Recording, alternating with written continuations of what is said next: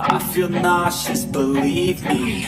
Never had a lot of shit come easy. Had to work hard, struggle just to be me. Had to rise up just so they could see me. Did what I had to do just to feed me, and what was left over I put towards my dreaming. But the only thing in life that has meaning are the things you gotta work for, believe me.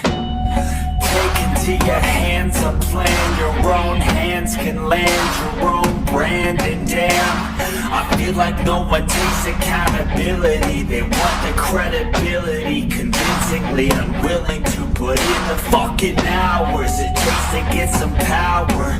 Don't be fucking sour, take a cold shower, scream until you're louder, work until you're prouder, and fuck all the doubters, they're just fucking downers.